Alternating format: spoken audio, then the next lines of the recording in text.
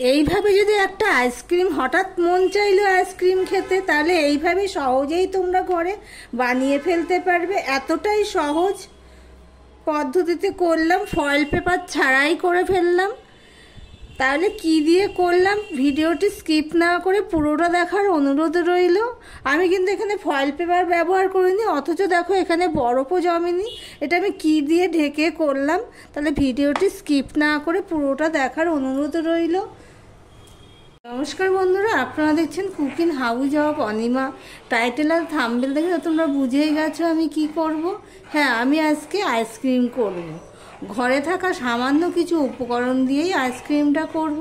তার জন্য এখানে আমি 500 গ্রামের মতন দুধ, গরুর দুধ জাল দিচ্ছি। এটা ফুটে গেছে, কিন্তু তোমাদেরকে আর দেখানো হয়নি। এবার এখানে আমি দিয়ে দিচ্ছি চিনি। আইসক্রিমে তো একটু চিনি লাগে, জানোই, মিষ্টি লাগে, সেই জন্য একটু মিষ্টি দিয়ে দিলাম। মিষ্টিটা দিয়ে আমি আবারও জাল দিতে লাগবো। চিনিটা যতক্ষণ না গলে যায় বা মেল্ট হয়, ততক্ষণ আমি জাল দিতে থাকবো। এটা বেশি দুধটা জাল দিয়ে ঘন করার কোনো প্রয়োজন নেই। এটা মোটামুটি জাল দিয়ে নিয়েছি।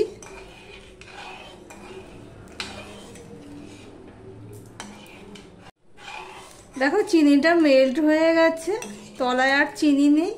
আর এখানে কিছুটা আমি জাল দেওয়া দুধেই ঠান্ডা করে নিয়েছি। এখানে আমি গুঁড়ো দুধ দিয়ে নিয়েছি, এটা আমুল দুধ। গুঁড়ো দুধটা দিয়ে আমি মিশিয়ে নিলাম।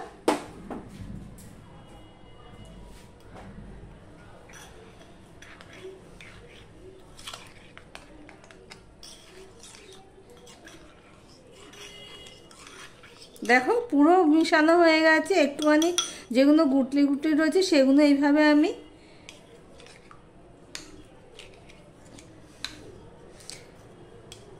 দেখো পুরো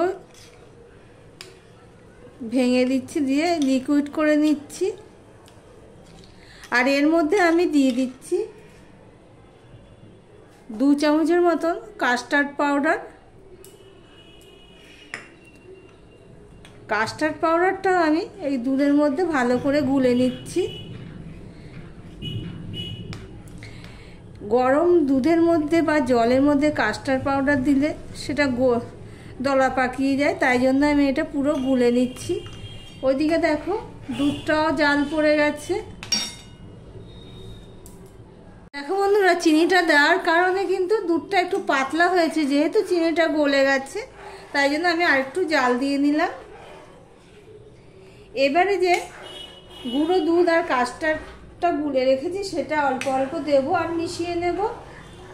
এই পর্যন্ত যারা ভিডিওটি দেখছো তারা লাইক করো, চট করে একটা লাইক করে দিও।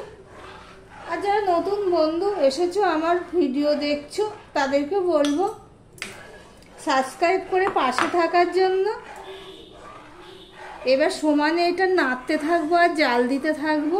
গ্যাসের ফ্লেমটা কিন্তু আমি এবার মিডিয়ামে করে দিলাম।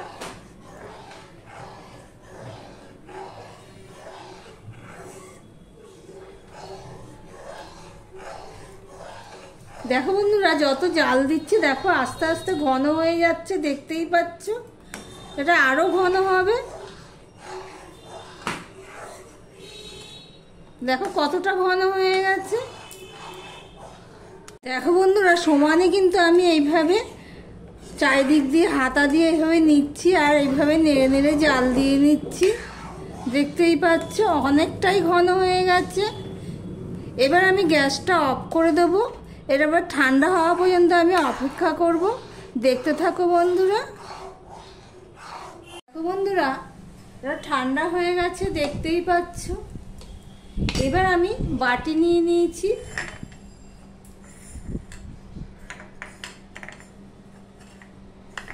চারটে বাটি নিয়ে নিয়েছি। দেখি এবার বাটিতে আমি এগুলো দিয়ে দেবো।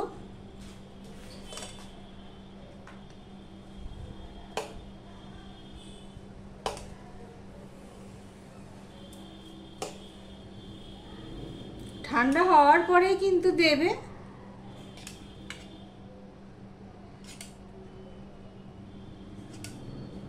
দেখো ঘনত্বটা দেখেছি একটুখানি, যতটা ছিল ঠান্ডা হওয়ার পরে অনেকটাই কমে গেছে, ঘনত্বটা বেড়ে গেছে আর কি। আরো বাটি লাগবে।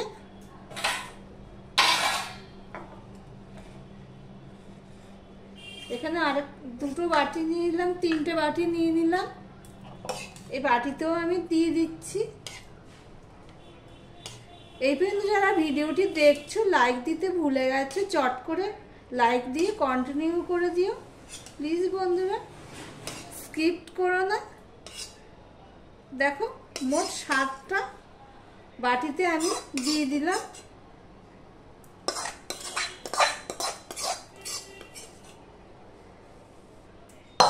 এবার আমি কিছু ড্রাই ফ্রুট নিয়েছি, অল্প কটা পেস্তা, কাজু আর কাঠবাদাম, ওগুলো 2-4টে করে দিয়ে দিচ্ছি দেখতে ভালো লাগার জন্য। তোমরা এটা দিতেও পারো, নাও দিতে পারো।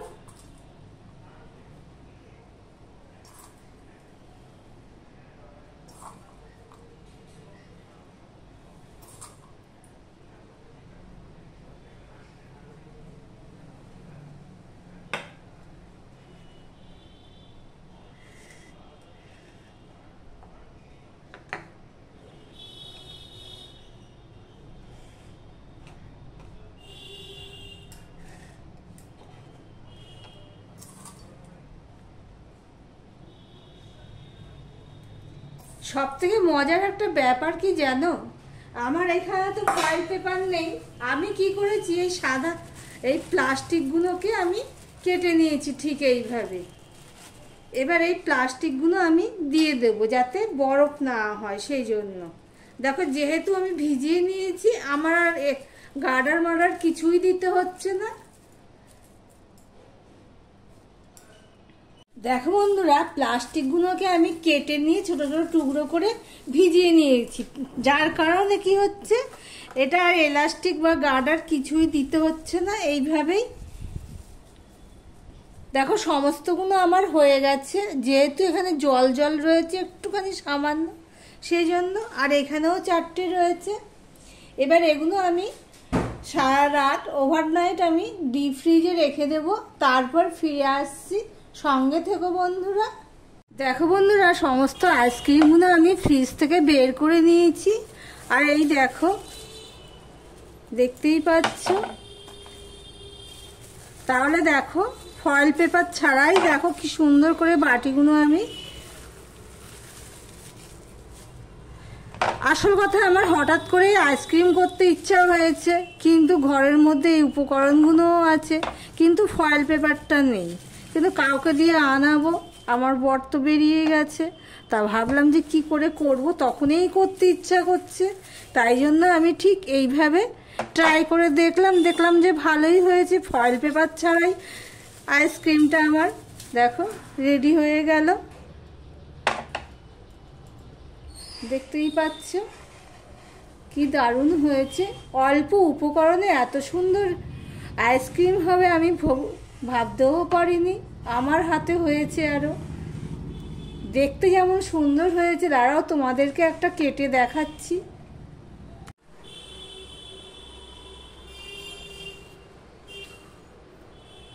দেখতেই পাচ্ছ কত দারুণ হয়েছে। এইভাবে তোমরা একবার ট্রাই করে দেখতে পারো, বেশি উপকরণ লাগবে না, আর একদম সহজ পদ্ধতি। দেখতেই পাচ্ছ। তাহলে আমার আইসক্রিমের রেসিপিটা তোমাদের কাছে কেমন লাগলো কমেন্ট করে জানিও। তাহলে ভিডিওটি আজকের মতন এখানেই শেষ করলাম। আবার অন্য কোনো সুন্দর সুন্দর রেসিপি নিয়ে চলে আসবো। সঙ্গে থেকো বন্ধুরা।